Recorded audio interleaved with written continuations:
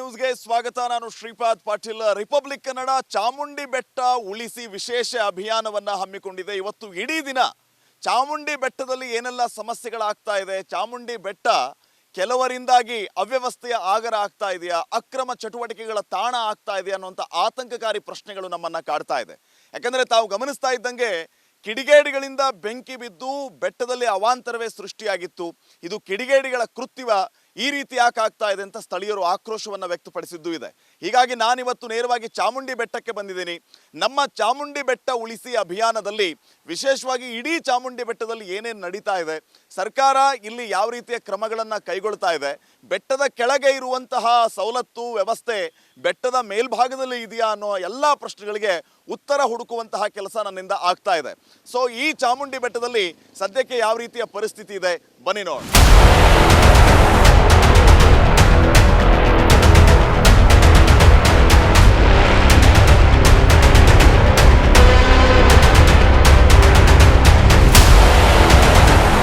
ನೋಡಿ, ಚಾಮುಂಡಿ ಬೆಟ್ಟದಲ್ಲಿ ನಾನೀಗ ಇರುವಂಥದ್ದು 17 ಕಿಲೋಮೀಟರ್ ಸುತ್ತಳತೆ ಇರುವಂತಹ ಚಾಮುಂಡಿ ಬೆಟ್ಟ. ಇದು 1000ಕ್ಕೂ ಹೆಚ್ಚು ಎಕರೆ ವ್ಯಾಪಿಸಿರುವಂತಹ ಚಾಮುಂಡಿ ಬೆಟ್ಟ. ಇಲ್ಲಿ ಏನಾದರೂ ಅಕಸ್ಮಾತ್ ಆಗಿ ಬೆಂಕಿ ಕಾಣಿಸ್ಕೊಂಡ್ರೆ, ಕಾಡ್ಗಿಚ್ಚಾದ್ರೆ ಏನೆಲ್ಲ ಸಮಸ್ಯೆ ಆಗಬಹುದು ಅನ್ನುವಂಥದ್ದು ದೊಡ್ಡ ಪ್ರಶ್ನೆ. ಈ ಬೆಂಕಿಯನ್ನು ಯಾವ ರೀತಿ ಕಂಟ್ರೋಲ್ಗೆ ತರ್ತಾರೆ ಅನ್ನುವಂಥದ್ದು ಪ್ರಶ್ನೆ ಆಗುತ್ತೆ. ಸೊ ತಾವೀಗ ನಾನು ಒಂದು ಇವರು ಅರಣ್ಯ ಇಲಾಖೆಯವರು ಯಾವ ರೀತಿ ಇಲ್ಲಿ ವ್ಯವಸ್ಥೆಯನ್ನು ಮಾಡ್ಕೊಂಡಿರ್ತಾರೆ ಅನ್ನೋದ್ರ ಬಗ್ಗೆ ಒಂದು ನಿದರ್ಶನ ಹೇಳೋದಾದ್ರೆ, ಈಗ ತಾವಿಲ್ಲಿ ಗಮನಿಸ್ತಾ ಇರ್ಬೋದು, ಇದು ಸಂಪೂರ್ಣವಾಗಿ ಮೇಲ್ಗಡೆ ಬೆಟ್ಟ ಇದೆ. ಈ ಬೆಟ್ಟದ ಕೆಳಭಾಗದಲ್ಲಿ ಇಲ್ಲಿ ಎಲ್ಲಿಯೂ ಕೂಡ ನಿಮಗೆ ಈ ಕುರುಚಲು ಹುಲ್ಲು ಕಾಣಿಸ್ತಾ ಇಲ್ಲ. ಇಲ್ಲಿ ತಾವು ಗಮನಿಸ್ತಾ ಇರ್ಬೋದು, ಈ ಸಂಪೂರ್ಣ ಈ ಭಾಗವನ್ನು ಇವಕ್ಕೆ ನಾವು ಫೈರ್ ಲೈನ್ ಅಂತ ಕರಿತೀವಿ. ಇಲ್ಲಿ ಸ್ವತಃ ಇಲ್ಲೆಲ್ಲ ಬೆಂಕಿ ಬಿದ್ದಿರೋದನ್ನು ತಾವು ಗಮನಿಸ್ತಾ ಇರ್ಬೋದು. ಇಲ್ಲಿ ಅರಣ್ಯ ಇಲಾಖೆಯವರೇ ಈ ಫೈರ್ ಲೈನನ್ನು ಮಾಡ್ಕೊಂಡಿರ್ತಾರೆ. ಅವರೇ ಇಲ್ಲಿ ಬೆಂಕಿ ಹಾಕಿ ಇಲ್ಲಿ ಅಂದರೆ ಕೈ ಎಳತೆ ದೂರದವರೆಗೂ ಅವರೇ ಈ ಫೈರ್ ಲೈನ್ಗಳನ್ನ ಮಾಡ್ಕೊಂಡಿರ್ತಾರೆ. ಅಂದರೆ ಈಗ ಬೆಟ್ಟಕ್ಕೆ ಹೋಗೋರು ಬರೋರು ಈ ರೀತಿ ಯಾರಾದರೂ ವಾಹನದಲ್ಲಿ ಹೋಗುವಾಗ ಯಾವನೋ ಕಡ್ಡಿಗಿರೋದು, ಸಿಗರೇಟ್ ಅಂಟಿಸ್ಕೊಳ್ಳೋದಕ್ಕೆ ಹೋಗಿ ಮ್ಯಾಚ್ ಬಾಕ್ಸನ್ನು ಅಂಟಿಸ್ಕೊಂಡು ಈ ರೀತಿ ಕಡ್ಡಿ ಬಿಸಾಕ್ದ ಅಂತಂದರೆ ಅದು ಇಲ್ಲಿ ಬೀಳುತ್ತೆ, ಮೇಲ್ಗಡೆ ಆವರಿಸೋದಿಲ್ಲ. ಇಲ್ಲಿ ಇವರೇ ಈ ರೀತಿ ಅದು ಮೇಲ್ಗಡೆ ಆವರಿಸದೇ ಇರೋ ರೀತಿಯಲ್ಲಿ ಫೈರ್ ಲೈನ್ಗಳನ್ನು ಮಾಡ್ಕೊಂಡಿರ್ತಾರೆ.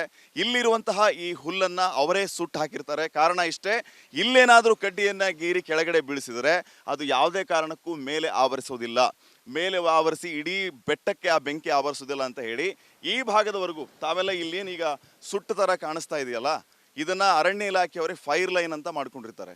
ಸೊ ಈ ಫೈರ್ ಲೈನ್ಗಳಿಂದಾಗಿ ಯಾವುದೇ ಕಾರಣಕ್ಕೂ ಬೆಂಕಿ ಆವರಿಸ್ಕೊಳ್ಳೋದಿಲ್ಲ.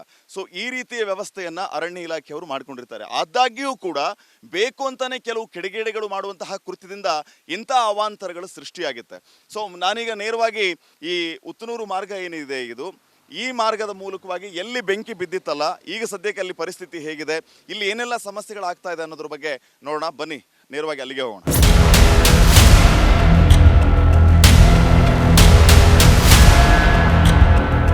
ಚಾಮುಂಡಿ ಬೆಟ್ಟದಲ್ಲಿ ಆಕಸ್ಮಿಕವಾಗಿ ತಗುಲಿದಂತಹ ಬೆಂಕಿಯಿಂದ ಸಾಕಷ್ಟು ಅವಾಂತರಗಳೇ ಸೃಷ್ಟಿಯಾಗಿದ್ವು. ಈಗ ಸದ್ಯಕ್ಕೆ ನಾನು ಚಾಮುಂಡಿ ಬೆಟ್ಟದಲ್ಲೇ ಇದ್ದೀನಿ, ಉತ್ತನಹಳ್ಳಿ ಮಾರ್ಗದ ಮೂಲಕ ಹಾದು ಹೋಗುವಂತಹ ರಸ್ತೆಯ ಪಕ್ಕದಲ್ಲಿ. ಈಗ ನನ್ನ ಬಲಭಾಗದಲ್ಲಿ ತಾವು ಗಮನಿಸ್ತಾ ಇರಬಹುದು, ನಿನ್ನೆ ರಾತ್ರಿಯಿಂದ ಏನು ಬೆಂಕಿಯ ಕೆನ್ನಾಲಿಗೆಗೆ ಅರಣ್ಯವೆಲ್ಲ ನಾಶವಾಗ್ತಾ ಇತ್ತು. ಅಂದಾಜು 20ರಿಂದ 30 ಎಕರೆ ಬೆಂಕಿಗೆ ಸುಟ್ಟು ಕರಕಲಾಗಿರುವಂಥದ್ದು. ಈಗ ಸಂಪೂರ್ಣ ತಹಬದಿಗೆ ಬರುವಂತಹ ಎಲ್ಲ ಪ್ರಯತ್ನಗಳಲ್ಲಿ ಅರಣ್ಯ ಇಲಾಖೆಯ ಸಿಬ್ಬಂದಿಯವರು, ಅಗ್ನಿಶಾಮಕ ದಳದವರು ಯಶಸ್ವಿಯಾಗಿದ್ದಾರೆ. ಈಗ ಸದ್ಯಕ್ಕೆ ಬೆಂಕಿ ಕಂಟ್ರೋಲ್ಗೆ ಬಂದಿರುವಂತಹ ಹಿನ್ನೆಲೆ ಉತ್ತನಹಳ್ಳಿ ಮಾರ್ಗವನ್ನು ಕೂಡ ಓಪನ್ ಮಾಡಲಾಗಿದೆ. ಹಾಗೆಯೇ ತಾವರೆಕೆರೆ ಗೇಟ್ ಮೂಲಕ ಭಕ್ತರು ಕೂಡ ಚಾಮುಂಡಿ ಬೆಟ್ಟಕ್ಕೆ ಬರೋದಕ್ಕೆ ಎಲ್ಲ ರೀತಿಯ ವ್ಯವಸ್ಥೆಯನ್ನು ಮಾಡ್ಕೊಂಡಿದ್ದಾರೆ. ಈಗಲೂ ಕೂಡ ಅರಣ್ಯ ಇಲಾಖೆ ಸಿಬ್ಬಂದಿಯವರು ಕೆಲಸವನ್ನು ಮಾಡ್ತಾ ಇದ್ದಾರೆ. ನಾನು ಮಾಹಿತಿಯನ್ನು ನೀಡ್ತೀನಿ ಈ ಬಗ್ಗೆ. ತಾವು ಗಮನಿಸ್ತಾ ಇರ್ಬೋದು, ಅರಣ್ಯ ಇಲಾಖೆಯ ಸಿಬ್ಬಂದಿಯವರು ಸ್ಥಳದಲ್ಲೇ ಇದ್ದಾರೆ. ಇವರೆಲ್ಲರೂ ಕೂಡ ನಿರಂತರವಾಗಿ ಶ್ರಮಪಟ್ಟು ಕೆಲಸವನ್ನು ಮಾಡ್ತಾ ಇದ್ದಾರೆ. ಹಗಲು ರಾತ್ರಿ ಅನ್ನದೇ ಚಾಮುಂಡಿ ಬೆಟ್ಟದಲ್ಲಿಯೇ ಬೀಡುಬಿಟ್ಟಿದ್ದಾರೆ. ಯಾವುದೇ ಕಾರಣಕ್ಕೂ ಯಾವುದೇ ರೀತಿಯ ಅವಾಂತರ ಆಗಬಾರದು ಅನ್ನೋ ನಿಟ್ಟಿನಲ್ಲಿ ಅರಣ್ಯ ಇಲಾಖೆಯ ಸಿಬ್ಬಂದಿಯವರು ಸ್ಥಳದಲ್ಲಿಯೇ ಮೊಕ್ಕಾಂ ಹೂಡಿದ್ದಾರೆ. ಬ್ಯಾಚ್ ವೈಸ್ ಕೆಲಸ ಮಾಡುವಂತಹದ್ದು ಈ ಅರಣ್ಯ ಇಲಾಖೆಯವರಿಂದ ಆಗ್ತಾ ಇದೆ. ಒಂದು ಬ್ಯಾಚ್ನಲ್ಲಿ ಕಡಿಮೆ ಅಂತಂದ್ರು 20ರಿಂದ 30 ಜನ ಇರ್ತಾರೆ. ಆ ರೀತಿ 3ರಿಂದ 4 ಬ್ಯಾಚ್ಗಳು ನಿರಂತರವಾಗಿ ಕೆಲಸ ಮಾಡ್ತಾನೆ ಇದ್ದಾರೆ. ಸೊ ಈಗಲೂ ಕೂಡ ಅಷ್ಟೇ, ಇಲ್ಲಿ ನೀರನ್ನು ತುಂಬಿಕೊಂಡು ಬಂದಿದ್ದಾರೆ. ನಿರಂತರವಾಗಿ ನೀರು ಇವರಿಗೆ ಸಪ್ಲೈ ಆಗ್ತಾ ಇದೆ. ಆ ನೀರನ್ನು ತರುವ ಮೂಲಕ ಬೆಂಕಿಯನ್ನು ಆರಿಸುವಂತಹ ಕೆಲಸ ಆಗ್ತಾ ಇದೆ. ಈ ಮಾರ್ಗವಾಗಿ ಅವರು ಅರಣ್ಯ ಒಳಗಡೆ ಡೀಪಾಗಿ ಎಲ್ಲಿ ಫೈರ್ ಸಮಸ್ಯೆ ಆಗಿದೆಯೋ ಅಲ್ಲಿ ಅವರು ಬೆಂಕಿಯನ್ನು ನಂದಿಸುವಂತಹ ಕೆಲಸವನ್ನು ಮಾಡ್ತಾ ಇದ್ದಾರೆ. ಇವರೆಲ್ಲ ಅರಣ್ಯ ಇಲಾಖೆ ಸಿಬ್ಬಂದಿಯವರು ಈಗಲೂ ಕೂಡ ಕಾರ್ಯಪ್ರವೃತ್ತರಾಗಿದ್ದಾರೆ. ಜಸ್ಟ್ ಇವ್ರನ್ನ ನೋಡ್ಬೋದು. ನಿನ್ನೆ ರಾತ್ರಿಯೆಲ್ಲ ಇವರು ಬೆಂಕಿಯನ್ನು ನಂದಿಸಿರೋದು. ಅವರ ಯೂನಿಫಾರ್ಮ್ಸನ್ನು ಗಮನಿಸಿದರೆ ನಿಮಗೆ ಗೊತ್ತಾಗ್ಬಿಡುತ್ತೆ. ಅವರು ಪೂರ್ತಿ ಡೀಪ್ ಫಾರೆಸ್ಟಲ್ಲಿ ಹೋಗಿ ಬೆಂಕಿಯನ್ನು ನಂದಿಸುವಂತಹ ಕೆಲಸವನ್ನು ನಿರಂತರವಾಗಿ ಅವರು ಮಾಡಿದ್ದಾರೆ.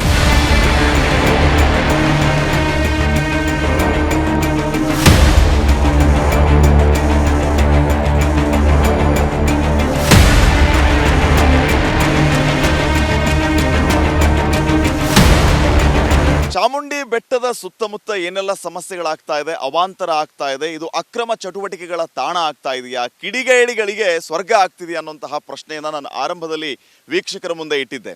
ಬೆಂಕಿ ಬಿದ್ದಂತಹ ಮೂಲ ಜಾಗಕ್ಕೆ ಬಂದಾಗ ನನಗೆ ಒಂದು ಶಾಕ್ ಇಲ್ಲಿ ಕಾದಿತ್ತು. ಇದನ್ನು ಗಮನಿಸಿದರೆ ನೀವು ಕೂಡ ಶಾಕ್ ಆಗ್ತೀರಿ. ನನ್ನ ಹಿಂಭಾಗದಲ್ಲಿ ಕಾಣಿಸ್ತಾ ಇರುವಂಥದ್ದು ಏನಿದೆ, ಇಲ್ಲಿ ನೀವು ಬೆಂಕಿ ಬಿದ್ದಿರುವಂತಹ ಜಾಗವನ್ನು ತೋರಿಸ್ತೀನಿ ಬನ್ನಿ. ನೋಡಿ, ಈಗ ಈ ಬೆಟ್ಟದ ಕೆಳಭಾಗದಲ್ಲಿ ನಾನು ಬಂದಿದ್ದೀನಿ. ಚಾಮುಂಡಿ ಬೆಟ್ಟದ ಕೆಳಭಾಗ ಇದು. ಈ ಉತ್ತನೂರು ಗ್ರಾಮ ಮುಂಭಾಗದಲ್ಲಿದೆ. ಅದಕ್ಕೆ ಹೊಂದ್ಕೊಂಡಂತೆ ಈ ಚಾಮುಂಡಿ ಬೆಟ್ಟದ ಕೆಳಭಾಗದಲ್ಲಿ ಅಂದರೆ ಬೆಂಕಿ ಆವರಿಸಿದಂತಹ ಆ ಮೇನ್ ಸ್ಪಾಟಿಗೆ ನಾನು ಬಂದಿದ್ದೀನಿ. ಇಲ್ಲೆಲ್ಲ ಬೆಂಕಿ ಆವರಿಸಿದೆ. ತಾವು ಗಮನಿಸ್ತಾ ಇರ್ಬೋದು, ನಮ್ಮ ಕ್ಯಾಮ್ರಾ ಪರ್ಸನ್ ವಿನೋದ್ ಈಗ ಈ ಬೆಂಕಿ ಹತ್ತಿದಂತಹ ಜಾಗವನ್ನು ತೋರಿಸ್ತಾ ಇದ್ದಾರೆ.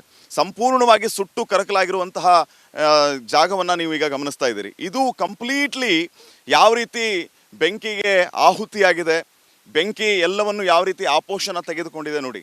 ಎಲ್ಲವೂ ಕೂಡ ಯಾವ ರೀತಿ, ಇಲ್ಲಿ ನೋಡಿ, ಇದು ಅರಣ್ಯ ಜಾಗ, ಚಾಮುಂಡಿ ಬೆಟ್ಟ. ಈ ಚಾಮುಂಡಿ ಬೆಟ್ಟದಲ್ಲಿರುವಂತಹ ಈ ನೋಡಿ, ಇದೆಲ್ಲವೂ ಕೂಡ ಯಾವ ರೀತಿ ಸಂಪೂರ್ಣವಾಗಿ ಕುರುಚಲು ಹುಲ್ಲು ಸುಟ್ಟು ಕರಕಲಾಗಿದೆ ಅಂತ. ಈ ರೀತಿ ಬೆಂಕಿ ಬೀಳೋದಕ್ಕೆ ಕಾರಣ ಏನು? ನಾವು ಅರಣ್ಯ ಸಿಬ್ಬಂದಿಯನ್ನು ಮಾತಾಡಿಸಿದಂತಹ ಸಂದರ್ಭದಲ್ಲಿ ಅವ್ರು ಹೇಳ್ತಾ ಇದ್ದದ್ದು ಇದು ಹೊರಗಡೆಯಿಂದ ಬಂದಂತಹ ಬೆಂಕಿ ಅಂತ ಹೇಳ್ತಾ ಇದ್ರು. ಸೊ ಇಲ್ಲಿ ಬಹಳ ಸ್ಪಷ್ಟವಾಗಿ ಗೊತ್ತಾಗ್ತಾ ಇದೆ, ಇದೆಲ್ಲವೂ ಕೂಡ ಇಲ್ಲಿಂದ ಬೆಂಕಿ ಸ್ಟಾರ್ಟ್ ಆಗಿದೆ. ಈ ಬೆಂಕಿ ಇಡೀ ಬೆಟ್ಟವನ್ನು ಆವರಿಸಿರೋದನ್ನು ನೀವು ಗಮನಿಸಿ. ನಮ್ಮ ಕಣ್ಣಿಗೆ ಕಾಣೋವರೆಗೂ ಈ ಭಾಗದಲ್ಲಿ ವಿನೋದ ಝೂಮ್ ಮಾಡಿ ತೋರಿಸಿ, ಅಲ್ಲಿವರೆಗೂ ಬೆಂಕಿ ಆವರಿಸಿದೆ. ಇದು ನಾನು ಕೆಳಮಟ್ಟದಲ್ಲಿ ಹೇಳ್ತಾ ಇರೋದು. ಕಂಪ್ಲೀಟ್ಲಿ ಆವರೆಗೂ ಅಲ್ಲಿ ರಸ್ತೆ ಹೊಂದ್ಕೊಂಡಂತೆ ಇದು ಎಲ್ಲವೂ ಕೂಡ ಬೆಟ್ಟದ ಜಾಗ. ಎಲ್ಲಿ ನಿಮಗೆ ಕಂಪ್ಲೀಟ್ಲಿ ಸುಟ್ಟು ಕರಕಲಾಗಿರೋ ರೀತಿ ಕಾಣಿಸ್ತಾ ಇದೆಯಲ್ಲ, ಇದೆಲ್ಲವೂ ಕೂಡ ಬೆಂಕಿಗೆ ಆಹುತಿಯಾದಂತಹ ಜಾಗ. ಈ ಭಾಗದಲ್ಲಿಯೂ ಕೂಡ ತಾವು ಗಮನಿಸಿ, ಇಲ್ಲಿಯೂ ಕೂಡ ನೋಡಿ, ಇನ್ನೂ ಕೂಡ ಬಿಸಿ ಬಿಸಿ ಹಾಗೇ ಇದೆ. ಸ್ವಲ್ಪ ಬೆಂಕಿ ಜಳ ನಮಗೆ ಗೊತ್ತಾಗ್ತಾ ಇದೆ. ಅದು ಈ ಮರಗಳೆಲ್ಲ ಯಾವ ರೀತಿ ಇಲ್ಲಿ ಸುಟ್ಟು ಕರಕಲಾಗಿದೆ, ಇದನ್ನು ಕೂಡ ತಾವು ಗಮನಿಸ್ತಾ ಇದ್ದೀರಿ. ನನ್ನ ಹಿಂದ್ಗಡೆ ಇರುವಂಥದ್ದೇ ಬೆಟ್ಟ. ಬೆಟ್ಟದ ಕೆಳಭಾಗದಲ್ಲಿ ಈ ರೀತಿ ಬೆಂಕಿ ಆವರಿಸ್ಕೊಂಡಿರೋದನ್ನು ತಾವು ಗಮನಿಸ್ತಾ ಇದ್ದೀರಿ. ಈ ಬೆಂಕಿ ಎಲ್ಲಿವರೆಗೂ ಆವರಿಸಿದೆ ನೋಡಿ, ಅಲ್ಲಿ ತಾವು ಗಮನಿಸ್ತಾ ಇರ್ಬೋದು. ನಮ್ಮ ವಿನೋದ್ ಅಲ್ಲಿ ಆ ಸ್ಪಾಟ್ಗೆ ಝೂಮ್ ಮಾಡಿ ತೋರಿಸಿ, ಅಲ್ಲಿವರೆಗೂ ಬೆಂಕಿ ಆವರಿಸಿದೆ.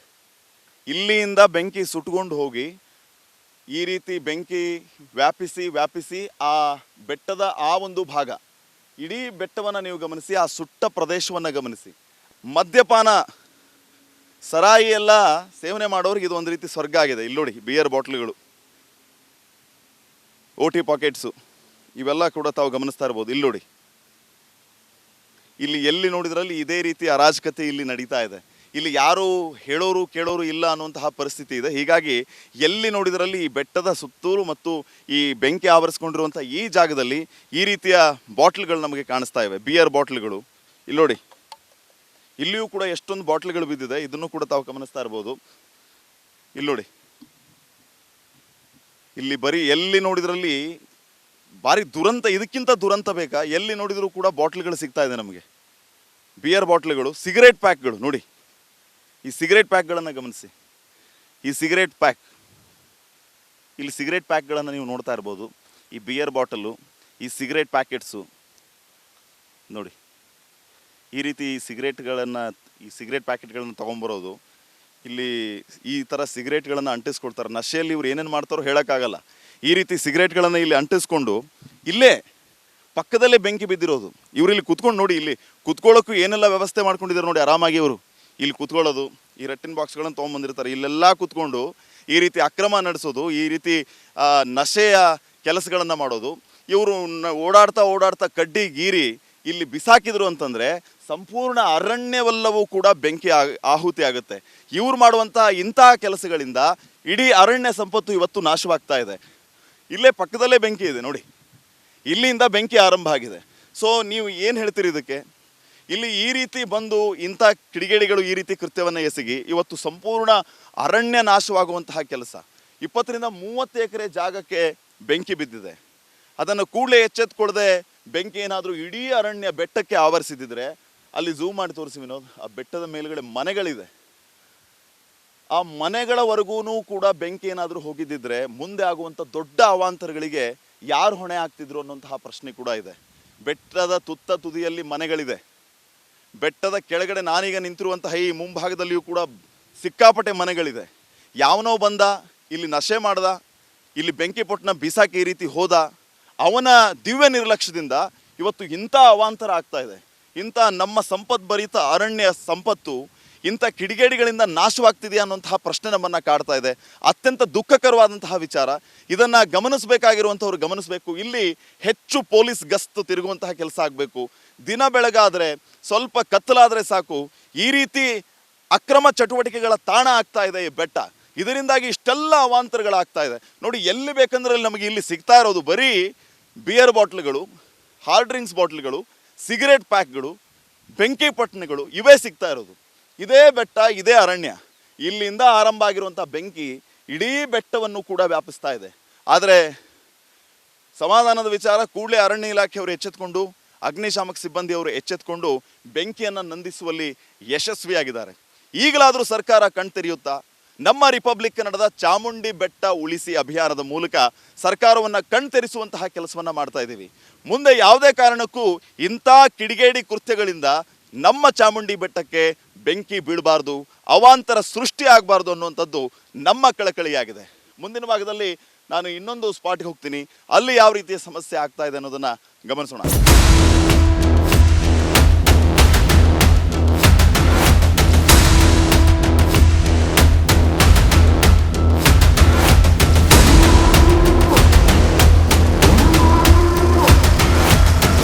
ಹಸಿರೇ ಉಸಿರು ಅಂತ ಹೇಳ್ತೀವಿ, ಕಾಡು ಬೆಳೆಸಿ ನಾಡು ಉಳಿಸಿ ಅಂತ ಹೇಳ್ತೀವಿ. ಇಂಥ ನಾಡಿನಲ್ಲಿ ಇವತ್ತು ಎಂಥ ಪರಿಸ್ಥಿತಿಯಲ್ಲಿ ನಾವಿದ್ದೀವಿ. ಕಿಡಿಗೇಡಿಗಳು ಇಂಥ ಅರಣ್ಯ ಸಂಪತ್ತನ್ನು ಈ ರೀತಿಯ ಕೃತ್ಯಗಳಿಗೆ ಬಳಸ್ಕೊಂಡು ಇಂಥ ಅವಾಂತರಗಳಿಗೆ ಕಾರಣ ಆಗ್ತಾ ಇದ್ದಾರೆ ಅನ್ನೋಂಥದ್ದು ನಿಜಕ್ಕೂ ದುರಂತದ ವಿಚಾರವೇ ಸರಿ. ಇದಕ್ಕೆ ನಿಗಾ ವಹಿಸಬೇಕಾದಂಥ ಅಧಿಕಾರಿಗಳು ಏನು ಮಾಡ್ತಾ ಇದ್ದಾರೆ? ಸರ್ಕಾರ ಯಾಕೆ ಇಂತಹ ಅಕ್ರಮ ಚಟುವಟಿಕೆಗಳಿಗೆ ಮೂಗುದಾರ ಹಾಕುವಂತಹ ಕೆಲಸವನ್ನು ಮಾಡಬಾರ್ದು? ಈ ಎಲ್ಲ ವಿಚಾರಗಳ ಬಗ್ಗೆ ಮತ್ತು ಚಾಮುಂಡಿ ಬೆಟ್ಟದಲ್ಲಿ ಸದ್ಯಕ್ಕಿನ ಪರಿಸ್ಥಿತಿಯ ಬಗ್ಗೆ ಇನ್ನಷ್ಟು ತಿಳಿಯೋಣ ವಿಶೇಷ ಕಾರ್ಯಕ್ರಮದಲ್ಲಿ. ಈಗ ಚಿಕ್ಕ ಬ್ರೇಕ್.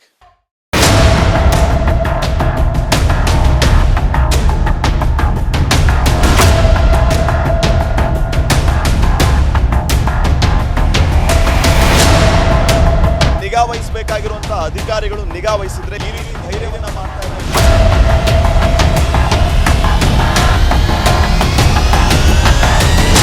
ರಿಪಬ್ಲಿಕ್ ಕನ್ನಡ ಚಾಮುಂಡಿ ಬೆಟ್ಟ ಉಳಿಸಿ ಅನ್ನುವಂತಹ ವಿಶೇಷ ಅಭಿಯಾನವನ್ನ ಮಾಡ್ತಾ ಇದೆ. ಚಾಮುಂಡಿ ಬೆಟ್ಟ ನಾಡ ಅಧಿದೇವತೆ, ನಮ್ಮನ್ನ ಕಾಯುವಂತಹ ಅಧಿದೇವತೆ ಚಾಮುಂಡಿ ತಾಯಿ ಬೆಟ್ಟದ ತುದಿಯಲ್ಲಿ ಕುಳಿತಿರುವಾಗ ಬೆಟ್ಟದ ಕೆಳಗಡೆ ಎಂತೆಂಥ ಅವಾಂತರಗಳಾಗ್ತಾ ಇದೆ, ಏನೆಲ್ಲ ಸಮಸ್ಯೆಗಳಿಲ್ಲಾಗ್ತಾ ಇದೆ.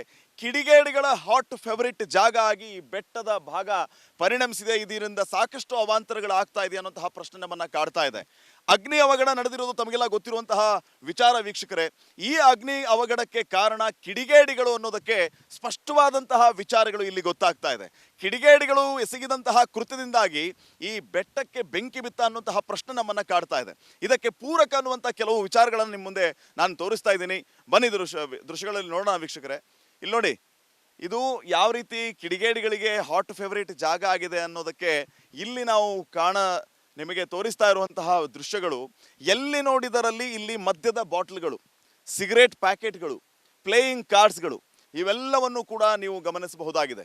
ಇಲ್ಲಿ ನೋಡಿ, ಇಲ್ಲಿ ಎಂಥ ಅವಾಂತರ, ಎಂಥ ದುರಂತ ಅಂತಂದರೆ ಇಲ್ಲಿ ನಿಗಾ ವಹಿಸಬೇಕಾಗಿರುವಂಥ ಅಧಿಕಾರಿಗಳು ನಿಗಾ ವಹಿಸಿದ್ರೆ ಇವತ್ತು ಯಾವ ಕಿಡಿಗೇಡಿಗಳು ಈ ರೀತಿ ಧೈರ್ಯವನ್ನು ಮಾಡ್ತಾ ಇರಲಿಲ್ಲ, ಚಾಮುಂಡಿ ಬೆಟ್ಟದಲ್ಲಿ ಕೂತ್ಕೊಂಡು ಇಂಥ ಕುಕೃತ್ಯವನ್ನು ಎಸಗ್ತಿರ್ಲಿಲ್ಲ. ಇಲ್ಲಿ ತಾವು ಗಮನಿಸ್ತಾ ಇರಬಹುದು, ಮದ್ಯದ ಬಾಟ್ಲುಗಳನ್ನು ನೀವು ನೋಡಬಹುದಾಗಿದೆ. ಈ ರೀತಿ ಮದ್ಯದ ಬಾಟ್ಲುಗಳು, ಹಾಗೆಯೇ ಸಿಗರೇಟ್ ಪ್ಯಾಕೆಟ್ಗಳು ನೋಡಿ. ಇಲ್ಲಿ ಈ ಸಿಗರೇಟ್ ಪ್ಯಾಕೆಟ್ಗಳನ್ನು ಕೂಡ ತಾವು ಗಮನಿಸ್ತಾ ಇರಬಹುದು. ಈ ರೀತಿ ಸಿಗರೇಟ್ ಪ್ಯಾಕೆಟ್ಗಳು, ಎಲ್ಲಿ ನೋಡಿದ್ರಲ್ಲಿ ಈ ರೀತಿ ಮದ್ಯದ ಬಾಟ್ಲುಗಳು, ಪ್ಲೇಯಿಂಗ್ ಕಾರ್ಡ್ಸ್ಗಳನ್ನು ನೋಡಿ. ಇಷ್ಟೊಂದು ಪ್ಲೇಯಿಂಗ್ ಕಾರ್ಡ್ಸ್ಗಳೆಲ್ಲ ಇದೆ. ಈ ಬೆಂಕಿಯ ಅವಘಡಕ್ಕೆ ಈ ಪ್ಲೇಯಿಂಗ್ ಕಾರ್ಡ್ಸ್ಗಳು ಕೂಡ ನೋಡಿ, ಇಲ್ಲಿ ಇಡೀ ಕಾಡೇ ನಾಶ ಆಗಿದೆ. ಪ್ಲೇಯಿಂಗ್ ಕಾರ್ಡ್ಸ್ಗಳು ಕೂಡ ಸುಟ್ಟು ಕರಕಲಾಗಿರೋದನ್ನು ತಾವು ಗಮನಿಸ್ತಾ ಇದ್ದೀರಿ. ಕಿಡಿಗೇಡಿಗಳು ಈ ಜಾಗಕ್ಕೆ ಬರೋದು, ನಶೆ ಮಾಡೋದು, ಈ ರೀತಿ ಕಾರ್ಡ್ಸ್ಗಳನ್ನು ಆಡೋದು. ಇಲ್ಲಿ ಎಲ್ಲಿ ನೋಡಿದ್ರಲ್ಲಿ ನೋಡಿ, ಇಲ್ಲಿ ಪ್ಲೇಯಿಂಗ್ ಕಾರ್ಡ್ಸ್ಗಳು ಯಾವ ರೀತಿ ಕಾಣ್ತಾ ಇದೆ ಅಂತ. ಆ ಮರದಲ್ಲಿಯೂ ಕೂಡ ಇವನ್ನ ಕಾರ್ಡ್ಸ್ಗಳನ್ನು ಇಟ್ಟು ಹೋಗಿದ್ದಾರೆ. ಇಲ್ಲಿ ನೋಡಿ,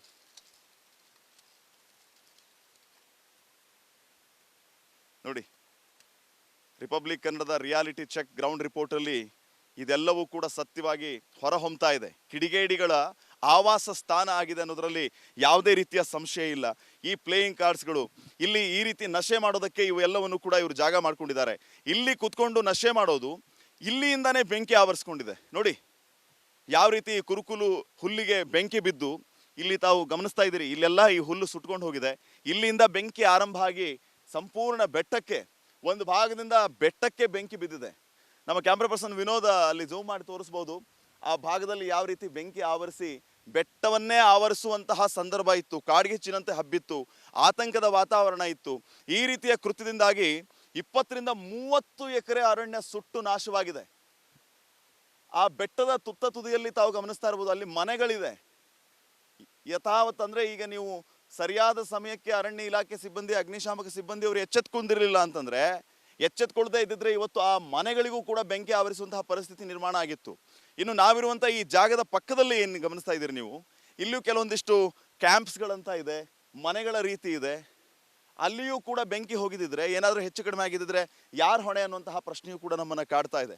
ನೋಡಿ ಅಲ್ಲಿ ಚಿಕ್ಕ ಪುಟ್ಟ ಕ್ಯಾಂಪ್ಗಳ ರೀತಿ ಮನೆಗಳನ್ನು ನೀವು ನೋಡ್ತಾ ಇರ್ಬೋದು ದೃಶ್ಯಗಳಲ್ಲಿ.